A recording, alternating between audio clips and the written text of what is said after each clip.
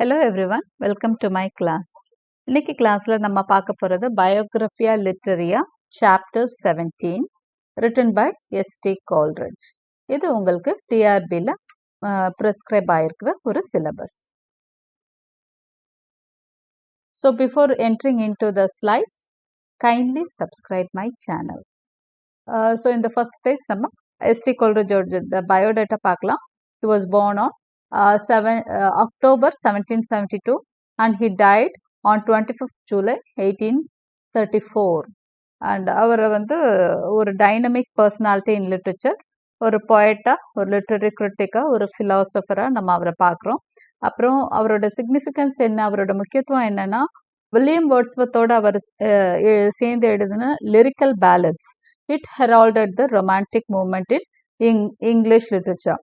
அதாவது ரொமான்டிக் மூவ்மெண்ட்டை ஆரம்பிச்சு வச்சது லிரிக்கல் பேலட்ஸ் தான்.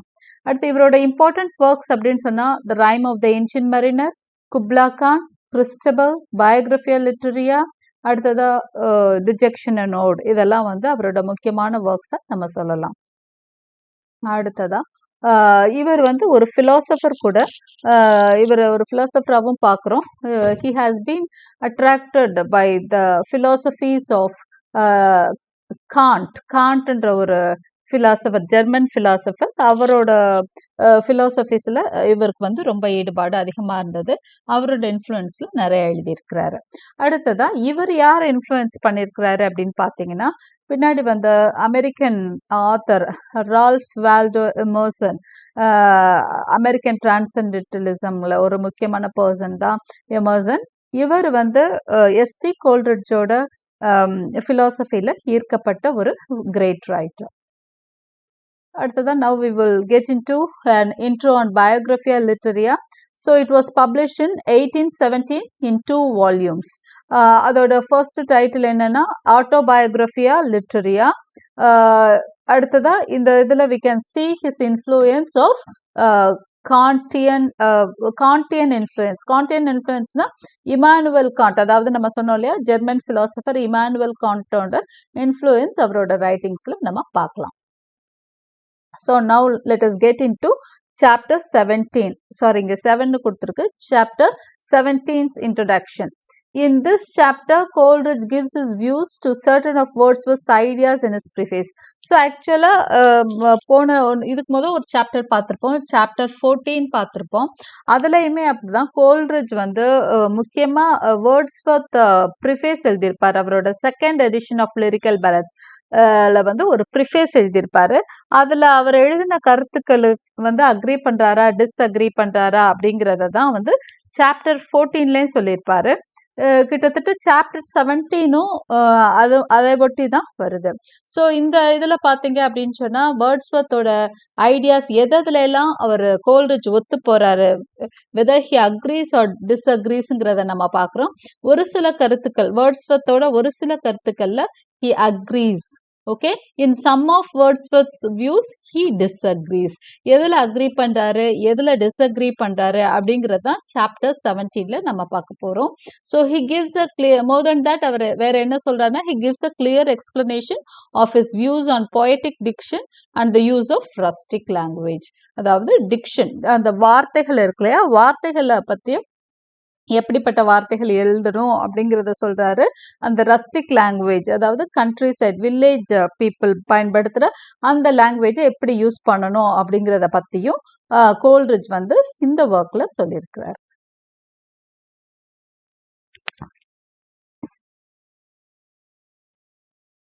Coleridge agrees with Wordsworth's point that poetic diction needs to be reformed. The diction of the poetic language in the age which they lived used a language that was rigid and stiff. இப்போ இவங்க எந்த பீரியட்ல கோல்ரிட்ஜும் வேர்ட்ஸ்வர்த்தும் வாழ்ந்தாங்க அப்படின்னு சொன்னா, during the classical age. Classical ஏஜ்ல தான் அவங்க வாழ்ந்தாங்க. ஏன்னா ரொமான்டிக் மூவ்மெண்ட் ஆரம்பிக்கிறவங்க இவங்க தான். அதுக்கு முதல் இருந்த பீரியட் அப்படின்னு பாத்தீங்கன்னா கிளாசிக்கல் ஏஜ்ன்னு நம்ம சொல்லுவோம். சியூடோ கிளாசிக்கல்னு அதுக்கு இன்னொரு பேர் உண்டு, நியோ கிளாசிக்கல்னு பேர் உண்டு, அகஸ்டன் ஏஜ்னு பேர் உண்டு. அந்த ஏஜுக்கு நிறைய பேர் உண்டு. அது கிட்டத்தட்ட 100 இயர்ஸ்க்கு மேல அந்த ஏஜ் வந்து ஒரு லாங் ஏஜ் அது இங்கிலீஷ் லிட்ரேச்சர்ல.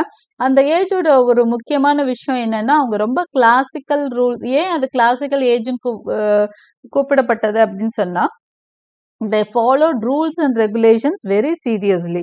ரொம்ப ரூல்ஸ் அண்ட் ரெகுலேஷன்ஸ் பார்த்தாங்க. இப்படி தான் எழுதணும், இப்படி தான் இருக்கணும், மீட்டர் இப்படி இருக்கணும், ரைம் இப்படி இருக்கணும்னு நிறைய ரெஸ்ட்ரிக்ஷன்ஸ் வந்து அந்த ஏஜில் வந்து ஃபாலோ பண்ணாங்க. ஸோ வேர்ட்ஸ்வர்த்தும் கோல்ரிட்ஜும் முடிவு பண்ணி தான் இப்படியெல்லாம் பொயட்ரினா எப்படி இருக்கணும், லைட்டாக இருக்கணும்னு சொல்லிட்டு தான் அவங்க என்ன பண்ணுறாங்க, அதை என்ஜாய் பண்ணுறது தான் முக்கியமான நோக்கமாக இருக்கணும்னு சொல்லி தான் லிரிக்கல் பேலட்ஸை இவங்க எழுதி, அதனால தான் இவங்களோட லிரிக்கல் பேலட்ஸ் வந்து ரொமான்டிக் மூமெண்டோட பிகினிங்காக பார்க்கப்பட்டது. இவங்களோட ஒர்க்ஸோட அந்த அழகு வந்து எல்லாராலையும் விரும்பப்பட்டு அது ஒரு சூப்பர் டூப்பர் ஹிட் ஆச்சு, லிரிக்கல் பேலட்ஸ். ஓகே, அவங்க அப்படியே இந்த ஒரு மாதிரி ரிஜிடான ஸ்டைலை பார்த்து பழகின மக்களுக்கு இந்த லிரிக்கல் போயம் ரொம்ப பிடிச்சு இவங்களோட லிரிக்கல் பேலட்ஸ் தான் ரொமான்டிக் மூமெண்டோட பிகினிங் பாயிண்டா அமைஞ்சது. ரைட், இப்போ அதில் வந்து ஃபர்ஸ்ட் லிரிக்கல் பேலட்ஸ் வந்தப்போ வேர்ட்ஸ்வர்த்து கோல்ரிட்ஜும் சேர்ந்து தான் பப்ளிஷ் பண்றாங்க. பட் செகண்ட் எடிஷன் 1800ல வருது. ஃபர்ஸ்ட் எடிஷன் 1798ல வருது, செகண்ட் எடிஷன் 1800ல வருது. இந்த 1800ல வந்த செகண்ட் எடிஷனுக்கு வேர்ட்ஸ் வந்து ஒரு ப்ரிஃபேஸ் எழுதியிருக்கிறார். ப்ரிஃபேஸ்னா முன்னுரை எழுதியிருக்காரு. அதுல ஒரு பொய்டிக் லாங்குவேஜ் எப்படி இருக்கணும் அப்படின்றதெல்லாம் டீட்டெயில்டா எழுதியிருப்பார். அதை பற்றி தான் கோல்ரிட்ஜ் வந்து இந்த பயோகிராஃபியா லிட்ரரியால நிறைய சாப்டர்ஸ்ல டிஸ்கஸ் பண்ணியிருப்பாரு. அதுதான் சாப்டர் 14லையும் நம்ம பார்த்தோம். இப்போ சாப்டர் 17லையும் அதுதான் பார்க்குறோம். வேர்ட்ஸ்வர்த் வந்து இந்த சாப்டர்ல அவர் பொயட்டிக் டிக்ஷன் எப்படி வேர்ட்ஸ்வர்த் யூஸ் பண்ண சொல்லியிருக்கிறார்ன்ற விஷயத்த தான் கோல்ரிட்ஜ் வந்து கிரிட்டிசைஸ் பண்றாரு. வேர்ட்ஸ்வர்த் என்ன சொல்றாரு அப்படின்னு சொன்னா, டிக்ஷன் மாறணும் அப்படின்னு வேர்ட்ஸ்வர்த் இது ஃபர்ஸ்ட் பிளேஸ் சொல்லியிருக்கார். அதாவது ரிஃபர்மேஷன் வேணும், சேஞ்ச் வேணும். எப்படி இந்த ஏஜ் ஆஃப் ட்ரைடன் அண்ட் போப்னு சொல்றோம் இல்லையா, அதான் கிளாசிக்கல் ஏஜ்ல இருந்த அந்த ரைட்டிங்ஸ்ல இருந்து ஒரு சேஞ்ச் வேணும். அவங்க டிக்ஷன்ல இருந்து, அவங்க செலக்ஷன் ஆஃப் வேர்ட்ஸ்ல இருந்து ஒரு சேஞ்ச் வேணும் அப்படின்னு வேர்ட்ஸ்வர்த் சொல்றத கோல்ரிட்ஜ் அக்ரி பண்ணிக்கிறாரு. They lived in the Augustan age. அதுதான் நான் உங்ககிட்ட சொன்னேன் இல்லையா, the poets of this period used a language that was artificial, rigid and stiff. அப்போ அவங்க அந்த பீரியட்ல வாழ்ந்த போயட்ஸ் எல்லாம் இப்படிதான் எழுதுனாங்க. ஒரு மாதிரி ஆர்டிஃபிஷியல் போய்ட்ரி எழுதுனாங்க, ஒரு மாதிரி ஆர்டிஃபிஷியல் செயற்கையாக தான் இருந்த அந்த போயம். ஏன்னா எப்பவுமே ரூல்ஸ் அண்ட் ரெகுலேஷன்ஸ் ஃபாலோ பண்றப்போ ஒரு விஷயத்த வந்து இதுக்குள்ள இப்படிதான் செய்யணுங்கிறப்போ ஒரு ஆர்டிஃபிஷியாலிட்டி வந்துடும். ஸோ அந்த ஆர்டிஃபிஷியல் போய்ட்ரி தான் அவங்க எழுதிட்டு இருந்தாங்க. ரிஜிடா இருந்தது ரூல்ஸ், ஸ்டிஃபா இருந்தது ரூல்ஸ், கொஞ்சம் கூட வளைஞ்சு நெளிஞ்சே கொடுக்கல அந்த போயட்ரிக்கெல்லாம். ஸோ இதுல இருந்து மாறணும் அப்படிங்கிறதுல கோல்ரிட்ஜும் ஒத்துக்கிட்டார். Wordsworth says that poetry should be written in the language of men in real life. அடுத்து வேர்ட்ஸ்வர்த் அதில் என்ன சொல்லியிருக்கிறார் அப்படின்னு சொன்னா, அவரோட ப்ரிஃபேஸில் ஒரு போயட்ரி அப்படிங்கிறது language of men in real life, சாதாரண மக்கள் பேசும் வார்த்தைகளை கொண்டே அமைய வேண்டும்னு சொல்லியிருக்கிறாரு. He says that the language of a poet should imitate low and rustic life. அது மட்டும் இல்லை, கண்ட்ரி சைடில் வாழ்றாங்க இல்லையா, அதாவது வில்லேஜ் மக்கள், அதாவது ஒரு வில்லேஜில் வாழ்ற மக்கள் பேசுற சாதாரண வார்த்தைகளை பேசிதான் அந்த போயட்ரி இருக்கணும். அதை தான் ஃபாலோ பண்ணணும், ஒரு போயட் இமிட்டேட் பண்ணணும்னு சொல்றாரு.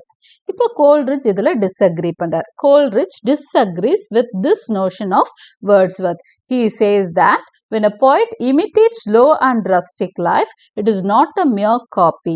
The poet uses his knowledge and talent in the imitation of rude and unpolished manners of the rustic. ஒரு poet எப்படி வந்து ஒரு வில்லேஜ் சைடில் மக்கள் பேசுகிற லாங்குவேஜில் எழுத முடியும்? கண்டிப்பாக அவங்க வந்து ஒரு அன்பாலிஷ்ட் வே ஆஃப் ஸ்பீக்கிங் இருக்கும், ஒரு மாதிரி ரூடாக பேசுவாங்க, அந்த லாங்குவேஜ் வந்து நீட்டாக இருக்காது. வில்லேஜில் அன்எஜுகேட்டட் பீப்புள் பேசுகிற அந்த வார்த்தைகள் வந்து எப்படி இருக்காதுன்னா பாலிஷ்டா இருக்காது, அந்த லாங்குவேஜ்ல நீட்டா இருக்காது. ஸோ அந்த லாங்குவேஜ்ல எப்படி வந்து போய்ட்ரி எழுத முடியும்? கண்டிப்பா அந்த வார்த்தைகளை கொண்டு ஒரு லாங்குவேஜ் எழுத முடியாது. கண்டிப்பா போய்ட் என்ன பண்ணும், அதுல மாற்றங்கள் செய்ய வேண்டி இருக்கும் அப்படின்னு கோல்ரிட்ஜ் சொல்றார். He says that even Wordsworth does not follow his own ideals in certain of his poems. His poems like Mikhail, Brothers and Mad Mother do not follow the rustic life. அப்புறம் அவரே example சொல்றார். Lyrical பேலட்ஸ்ல Wordsworth publish பண்ணியிருக்க ஒரு சில போயம்ஸ்லயே என்ன இல்லை அப்படின்னு சொல்ற, அவர் சொல்ற இந்த ஐடியாஸை அவர் ஃபாலோ பண்ணல. அதாவது லோ அண்ட் ரஸ்டிக் லைஃப்ல இருக்கிற மக்கள் பேசுற லாங்குவேஜ்ல பேசணும்னு அவர் சொல்றாரு. லிரிக்கல் பேலட்ஸ்ல ஆஃபீஸ்ல இருக்கிற ஒர்க்லயே அது மாதிரி அவரே ஃபாலோ பண்ணல, எப்படி மத்தவங்களுக்கு அவரு சொல்ல முடியும் அப்படின்னு கோல்ரிட்ஜ் கேட்கிறார். Wordsworth says that rustic man has an exceptional wisdom since he is in contact with nature. Wordsworth மேற்கொண்டு என்ன சொல்றாருன்னா, ரஸ்டிக் லாங்குவேஜை ஏன் யூஸ் பண்ணணுன்றதுக்கு ஒரு விளக்கம் கொடுக்குறாரு. ஏன்னா he has an exceptional wisdom. அவனுக்கு ஒரு அற்புதமான ஞானம் இருக்கிறதுன்னு சொல்றாரு. யாருன்னா வேர்ட்ஸ்வர்த் சொல்றாரு. ஏன்னா அவன் இயற்கையோட தொடர்புடையவனா இருக்கிறதுனால, ஒரு வில்லேஜ்ல இருக்கிறவன் இயற்கையின்பால் நேரடி தொடர்பில் இருப்பதனால் அவனோட நாலேஜ் எப்படி இருக்கும், ஞானம் எப்படி இருக்கும்னா ரொம்ப ஸ்பெஷலா இருக்கும் அப்படின்னு சொல்லி வேர்ட்ஸ்வர்த் சொல்லியிருக்கிறார். கோல்ரிட்ஜ் அதையும் டிஸ்அக்ரி பண்றார். ஓகே, இந்த ஃபர்ஸ்ட் பிளேஸ் என்ன சொன்னாரு, அவங்க லாங்குவேஜ் அப்படியே எழுதணும்னு சொன்னாரு. அதையும் கோல்ரிட்ஜ் டிஸ்அக்ரி பண்ணி அப்படியெல்லாம் எழுத முடியாது, அவங்க லாங்குவேஜ் ரொம்பவேவும் எதா இருக்கணும் அப்படின்னா அன்பாலிஷ்டா இருக்கும், அப்படி எழுத முடியாது ஒரு போயட்னாலன்னு சொன்னாரு. இப்போ செகண்ட் என்ன சொல்றாரு, அவங்க ரொம்ப விஸ்டமோட இருப்பாங்கன்னு சொல்றாரு. ஏன்னா டைரக்ட் கான்டாக்ட் வித் நேச்சரோட இருக்கிறாங்கன்னு சொல்றாரு. இதையும் கோல்ரிட்ஜ் டிஸ்அக்ரி பண்றார். He says that wisdom can be found in men living anywhere, be it city or village. Wisdom, ஞானம்ங்கிறது ஒரு சிட்டியில வில்லேஜில் இருக்கிறவனுக்கு தான் இருக்கணும்லாம் ஒன்றும் கிடையாது. அவன் சிட்டியில இருந்தாலும் இருக்கலாம். ஓகே, ஞானத்துக்கும் எங்க இருக்கிறோம் அப்படிங்கிறதுக்கெல்லாம் சம்பந்தமே கிடையாதுன்னு சொல்றாரு. A person should have two qualities to acquire this wisdom. So அந்த ஞானம் பெறணும், அந்த விஸ்டம் வேணும்னா ரெண்டு விஷயம் ஒரு மனுஷன்ட்ட இருக்கணும் அப்படின்னு தான் கோல்ரிட்ஜ் சொல்றாரு. ஞானம் வில்லேஜ்ல இருக்கவனுக்கு இருக்கும் அப்படின்லாம் எதுவுமே கிடையாது, எங்க இருக்கிறவனுக்கும் இருக்கலாம். ஆனா அவனுக்கு ஞானம் வேணும், விஸ்டம் வேணும்னா அவனுக்கு ரெண்டு விஷயம் பேசிக்கா தேவைப்படும் சொல்றாரு. அந்த ரெண்டு விஷயம் என்னன்னா இண்டிபெண்டன்ஸ் அண்ட் எஜுகேஷன். இது நல்லா இருந்தா ஒரு மனுஷனுக்கு என்ன வரும், விஸ்டம் கிடைக்கும் அப்படின்னு கோல்ரிட்ஜ் சொல்றாரு. இண்டிபெண்டன்ஸ் அடுத்து அவர் சொல்ற அந்த ரெண்டு வார்த்தைகளுக்குமான மீனிங்கையும் அவரே சொல்றாரு. Independence means he has to work and earn enough to rise above slavery but not more than what could take away the simplicity of domestic life. அதாவது இண்டிபெண்டன்ஸ் அப்படின்னு அவர் என்ன சொல்றாரு அப்படின்னு சொன்னா எக்கனாமிக்கல் இண்டிபெண்டன்ஸ் சொல்றாரு. அதாவது யாருக்கும் கீழே அடிமையா அவன் இருக்கக்கூடாது, அவனுக்குன்னு ஒரு சுய சம்பாத்தியம் வேணும். அந்த சம்பாத்தியம் ரொம்ப அதீதமாகவும் இருக்கக்கூடாது. ரொம்ப அதிகப்படியான சொத்துக்களோ பணமோ இருந்தா அவன் என்ன ஆயிடுவான் அப்படின்னு சொன்னா அவன்கிட்ட இருக்க அந்த சிம்பிளிசிட்டி, இன்னசென்ஸ் எல்லாமே போயிடும். அவன் நிறைய அடுத்தடுத்த விஷயத்துக்கு ஆசைப்பட ஆரம்பிச்சிருவான். அதனால அவனுக்கு தேவையான அளவு எக்கனாமிக்கலா அவன் இண்டிபெண்டா இருக்கணும். அதாவது பசியோட இருக்கக்கூடாது. அவனோட குடும்ப வாழ்க்கையில அவனுக்கு எக்கனாமிக்கலா இண்டிபெண்டா இருந்தாதான் அவனால நல்லா சிந்திக்க முடியும். இதுதான் அவர் ஃபர்ஸ்ட் பாயிண்டா சொல்றாரு. அடுத்ததா எஜுகேஷன் இண்டிபெண்டன்ஸ்னா இதைத்தான் சொல்றாரு. இந்த எக்கனாமிக்கலா இண்டிபெண்டா இருக்கணும். அதுவும் எக்கனாமிக்கலா இண்டிபெண்டன்சி அப்படின்றதுல லிமிடேஷன் அவர் வச்சிருக்கிறாரு. அளவான இது இண்டிபெண்டன்ஸ் இருந்தா போதும், எக்கனாமிக்கல் இண்டிபெண்டன்ஸ். அதிகமா பணம் வந்தாலும் பிரச்சனை தான் சொல்லிட்டாரு. அடுத்ததா எஜுகேஷன். எஜுகேஷன் ஒரு ரஸ்டிக் மேனுக்கு என்ன விதமான எஜுகேஷன் அவர் எதிர்பார்க்கிறாரு அப்படின்னு சொன்னா, பெருசா ஒன்றும் படிச்சிருக்கல, ஸ்கூலுக்கு போகல, படிக்கல அப்படின்னாலும் பைபிள் மாதிரி நல்ல புக்ஸை கேள்வி ஞானமோ அதை பத்திய அறிதலோ அவங்களுக்கு இருந்திருக்கணும். அவங்களோட புக்ஸ், அவங்களோட ரிலிஜியஸ் புக்ஸ் பத்திய படிப்பறிவோ அவங்களுக்கு இருந்திருக்கணும் அப்படின்னு சொல்றாரு. Country or nature does not by itself has any magical quality to impart wisdom. Country or nature, countryனா இங்க village சொல்றாரு. வில்லேஜோ இயற்கையோ ஒரு மனுஷனுக்கு என்ன கொடுக்க முடியாது, அறிவெல்லாம் கொடுத்துட முடியாது. ஓகே, அதனால ஒரு மனுஷனுக்கு அறிவை கொடுக்கணும்னா எது கொடுக்கலாம் அப்படின்னு சொன்னா அவன் எக்கனாமிக்கலா இண்டிபெண்டா இருக்கணும். அவனுக்கு சாப்பாட்டுக்கு பிரச்சனை இல்லாம இருக்கணும். அடுத்ததா அவனுக்கு என்ன வேணும், எஜுகேஷன் இருக்கணும். இது ரெண்டு இருந்தாதான் ஞானம் வருமே ஒழிய அவன் இயற்கையோடு சம்பந்தப்பட்டிருந்தாலோ இல்ல கண்ட்ரி சைடு, அதாவது வில்லேஜ்ல இருந்தாலோ, கண்ட்ரி சைடுனா வில்லேஜ் தான், கண்ட்ரி சைட்ல இருக்கிறதுனாலயோ அவனுக்கு ஞானம் வளர்ந்துடாது அப்படின்னு சொல்றாரு. Without these two, the country life will take away the spirit. இண்டிபெண்டன்ஸும் எக்கனாமிக்கல் இண்டிபெண்டன்ஸும் ஒரு எஜுகேஷனும் இல்லைன்னா அதனால எந்த யூஸும் இல்ல. விஸ்டம் எல்லாம் இது ரெண்டும் இல்லைனாலே விஸ்டம் அது என்ன பண்றோம், அவனுக்கு பெரிய ஞானம் எல்லாம் வர சான்ஸே இல்லைன்னு சொல்றாரு. To Coleridge, ideal poetry is Aristotle's view of poetry. அப்போ ஒரு நல்ல poetry எப்படி கொடுக்கலாம் அப்படின்னு சொல்லி கோல்ரிட்ஜ் தனியா அவரோட வியூ. இப்போ வந்து இந்த ஃபர்ஸ்ட் பிளேஸ் என்ன சொல்வாரு, எடுத்தோன்னு என்ன சொல்வாருன்னா இந்த சாப்டர் 17ல அவர் வந்து ஒத்துக்குவார். எந்த விஷயத்துல ஒத்துக்குவாரு, ஆமா டிக்ஷன்ல வார்த்தைகள்ல வந்து ஒரு ரிஃபர்மேஷன் தேவை, இதெல்லாம் மாற்று கருத்து இல்லைன்னு சொல்லிடுறாரு. ஆனா அந்த டிக்ஷன் வந்து இவர் என்ன சொல்றாரு, ரஸ்டிக் லைஃப்ல இருந்து எடுத்துக்கணும், அவங்க லாங்குவேஜ் யூஸ் பண்ணணும்னு சொல்றாரு. அப்புறம் அந்த மக்களுக்கு நிறைய ஞானம் இருக்கும்னு சொல்றாரு. இதெல்லாம் மறுத்து கருத்துக்கள் சொல்லிட்டாரு. இப்ப என்ன சொல்றாருன்னு பார்க்கலாம். To Coleridge, ideal poetry is Aristotle's view of poetry. அப்ப இவரோட ஐடியல் poetry, ஒரு நல்ல poetryன்னு இவர் எதை சொல்வாரு அப்படின்னா அரிஸ்டாட்டிலோட வியூ ஆஃப் poetryயை ஃபாலோ பண்ணணும்னு சொல்றாரு. அரிஸ்டாட்டில் சொல்லியிருக்க டெஃபினிஷனை ஃபாலோ பண்ணியிருக்கதான் நல்ல poetryன்னு சொல்றாரு. Persons of poetry must be clothed with generic attributes with the common attributes of the class. ஒரு poetry எப்படி இருக்கணும் அப்படின்னு சொன்னா ஒரு காமன் ரெப்ரசன்டேட்டிவா இருக்கணும் அப்படின்னு சொல்றாரு. அதுக்கு எக்ஸாம்பிள் நான் சொல்றப்போ உங்களுக்கு புரியும் என்ன சொல்ல வர்றாரு அப்படின்னு சொல்லிட்டு. For example, Michael is a shepherd is a representative of the class. இப்போ அவரோட பாட்டையே எடுத்துக்கிறாரு. வேர்ட்ஸ்வர்த்தோட பாட் ஒரு சாங்கான ஒரு போயமான மிக்கேல் எடுத்துக்கிறாரு. மிக்கேல் வந்து ஒரு ஷெஃபர்ட்னா உங்களுக்கு தெரியும்ல, ஆடு மேய்க்கிறவர் தான் ஷெஃபர்டு. ஸோ அவரோட கேரக்டர் எப்படி இருக்கும்னா ஒரு ஆடு மேய்ப்பவனுக்குரிய எல்லா கேரக்டர்ஸும் இருக்கும். யார்கிட்டனா மிக்கேல். அப்ப மிக்கேல் யாரு அப்படின்னா ஒரு ரெப்ரசன்டேட்டிவ் ஆஃப் த கிளாஸ். இப்ப கிளாஸ் ரெப்ரசன்டேட்டிவ், அப்புறம் ஒரு கிளாஸுக்கு அவன் தான் ரெப்ரசன்டேட்டிவ்னு சொல்ற மாதிரி இப்ப மிக்கேல் வந்து அந்த ஷெஃபர்ட்ஸ் இடையர்களுக்கான ஒரு பிரதிநிதி அவனா இருக்கணும். அவங்களோட எல்லா கேரக்டர்ஸும் அந்த பிரதிநிதிட்ட இருக்கணும். And in brothers the vicar and shepherd are representative of their class. அதே மாதிரி பிரதர்ஸ்னு இன்னொரு போயம் இருக்கு. அதுல விகார்ங்கிறது ஒரு கிளர்ஜி மேன் தான், இது சர்ச்ல வேலை பார்க்கிறவரு, ப்ரீச்சர் மாதிரி தான் அவரும் ஷெஃபர்டு. அதுலயும் ஒரு ஷெஃபர்ட் இருக்கிறாரு. இவங்க ரெண்டு பேருமே ரெப்ரசன்டேட்டிவ் ஆஃப் த கிளாஸா பார்க்கலாம். அந்தந்த வகுப்புனா என்னன்னா இந்த இடத்துல வந்து கிளாஸ்ன்னு எதை சொல்றாருன்னா அந்த குரூப்புக்கு விகார்னா விகார்ஸ், எல்லா விகார்ஸுக்கும் ஒரு பிரதிநிதி அதுல காமிக்கிற ஒரு விகார். அதே மாதிரி அங்க இருக்க ஷெஃபர்ட்ஸ்க்கெல்லாம் இடையர்களுக்கெல்லாம் ஒரு பிரதிநிதி, இது பிரதர்ஸ்ல வரக்கூடிய ஒரு shepherd.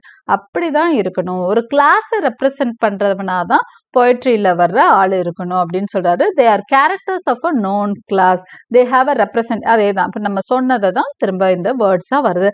They manners are products of circumstances common to their class. அப்ப அவங்க எப்படி இருக்கணும், அவங்க நடந்துக்கிற விஷயம், அவங்க எதை ரெப்ரசன்ட் பண்றாங்க, எல்லாமே அந்த கிளாஸுக்கு சம்பந்தப்பட்டதா இருக்கணும். இப்போ ஒரு இடையர் அப்படின்னு சொல்லிட்டாங்க, ஒரு ஷெஃபர்ட் அப்படின்னு சொல்லிட்டாங்கன்னா அவன் என்னெல்லாம் பண்ணுவான், அவனோட குவாலிட்டிஸ், காமன் குவாலிட்டிஸ் என்னவா இருக்கும் அப்படிங்கிற விஷயத்துக்கு பொதுவான ஆளா இருக்கணும். அவன் அவங்கள ரெப்ரசன்ட் பண்ற ஆளா இருக்கணும் அப்படின்னு சொல்றாரு. யாருன்னா அரிஸ்டாட்டில். இப்படிதான் போயட்ரி இருக்கணும் அப்படின்னு சொல்லி யாரு சொல்றா, கோல்ரிட்ஜ் சொல்றாரு. But the only difference is that a rustic person is only interested in conveying simple ideas.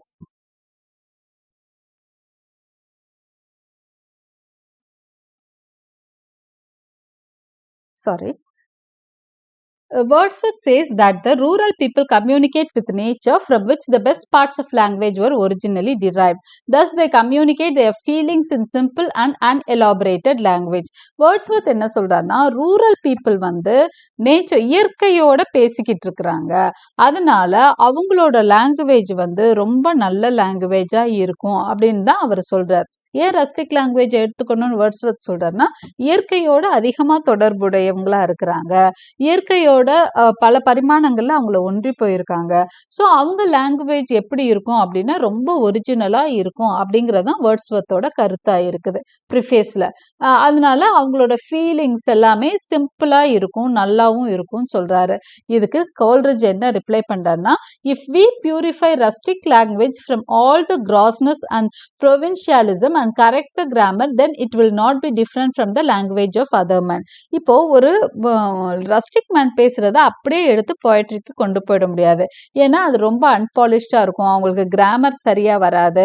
அதனால தப்பான கிராமர் அவங்க யூஸ் பண்ணலாம். அதே மாதிரி நிறைய கிராஸ்னஸ் இருக்கும். அவங்க வார்த்தைகள் வந்து ரொம்ப நார்மலா இருக்கும். ஸோ இது எல்லாம் நீக்கிட்டு ஒரு ரஸ்டிக் லாங்குவேஜை பார்த்தோம்னா சிட்டி லாங்குவேஜுக்கும் ரஸ்டிக் லாங்குவேஜுக்கும் எந்த வித்தியாசமுமே கிடையாது. ஸோ ரஸ்டிக் லாங்குவேஜ்லாம் தனியா எதுவும் கிடையாது அப்படின்னு சொல்ல வர்றாரு. But the only difference is that a rustic person is only interested in conveying simple ideas, while the educated man seeks to convey more complex connections between the terms. ஆனா ஒரு விஷயத்த Coleridge வந்து ஒத்துக்கிறார். என்ன ஒத்துக்கிறார் அப்படின்னா, ரஸ்டிக் பர்சன் ஒரு விஷயத்த சொல்ல வர்றாருன்னா சிம்பிளான விஷயம் தான் சொல்ல முடியும். அவர் ரொம்ப காம்ப்ளிகேட்டடான விஷயங்கள்லாம் யோசிக்க மாட்டாரு. ஆனா ஒரு city dweller, he is expose to many things. ஒரு சிட்டில வாழ்றவன் வந்து நிறைய விஷயத்துக்கு எக்ஸ்போஸ் ஆயிருப்பான். அப்போ ஒரு விஷயத்த வந்து அவன் வந்து காம்ப்ளெக்ஸா ஒரு காம்ப்ளிகேட்டடா ஒரு பிரச்சனைக்குரிய ஒரு விஷயமா அவனால சிந்திக்கவும் முடியும், பார்க்கவும் முடியும், சொல்லவும் முடியும். ஆனா ஒரு ரஸ்டிக் மேனுக்கு எந்த ஒரு விஷயத்தையும் சிம்பிளா தான் அணுக தெரியும் அப்படின்னு சொல்றாரு. இத வந்து கோல்ரிட்ஜும் ஒத்துக்கிறாரு. Coleridge says the best part of human language is derived from the reflection on the acts of the mind itself. He means that imagination is important. There is no place for imagination in the consciousness of an uneducated man.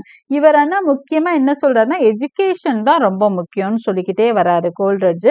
அவர் என்ன சொல்றாருன்னா, ஒரு human லாங்குவேஜ்ல முக்கியமான விஷயம் என்னன்னா imagination. Imagination இருந்தாதான் ஒரு கிரியேட்டிவிட்டியே வரும். இது வந்து ஒரு இமேஜினேஷன் ஒரு அன்எஜுகேட்டட் மேன்ட்ட நம்ம எதிர்பார்க்க முடியாது அப்படின்னு சொல்றாரு. ஒரு அன்எஜுகேட்டட் மேன்ட்ட பெரிய அளவுக்கு இமேஜினேஷன் இருக்காது.